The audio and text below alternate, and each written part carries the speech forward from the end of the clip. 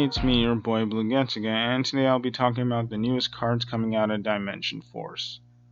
And to be more specific, is the new cards for, support cards for the set, not set, but pack called Grand, Grand Creators.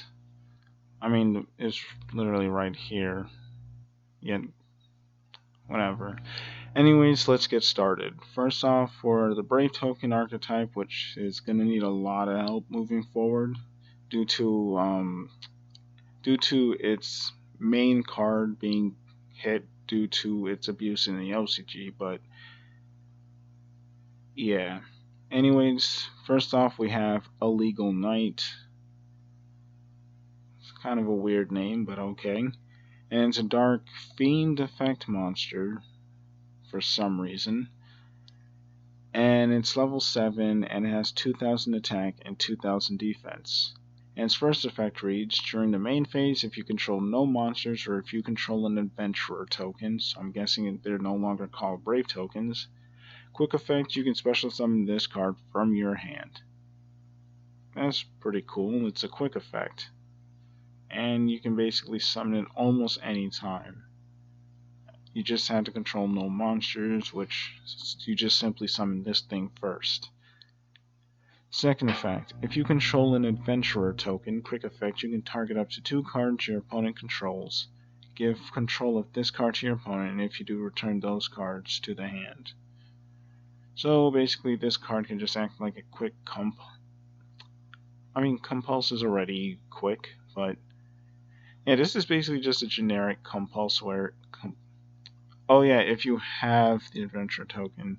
No, never mind, I was just being stupid. This card is pretty decent. I don't think it will help Brave tokens all that much, but it's a fine card, I guess. Oh yeah, also, because Brave token also have another card that also acts like a compulse, you could just basically bounce this card back to your hand and then special summon it again on your opponent's turn. And use its effect again on your opponent's turn. And then just do it over and over again. Forgot to mention that fun fact. Anyways, next off we have Exorcister Magnifica, and it's a light warrior Xyz effect monster that's rank 8 and it has 2800 attack and 2800 defense. Also, what's with all these monsters having the same attack and defense stat? Oh, except this one. That was a shock. First effect, oh yeah, also says must be Xyz summoned with the above Xyz material, and that being 2 rank 4 Exorcister Xyz monsters. First effect, this card can make a second attack during each battle phase. Exorcisters didn't have much trouble OTKing, assuming they actually managed to summon their Xyz monsters consistently. Second effect, once per turn, quick effect, you can attach 1 material from this card. Banish 1 card your opponent controls. So basically it's just quick effect banishing.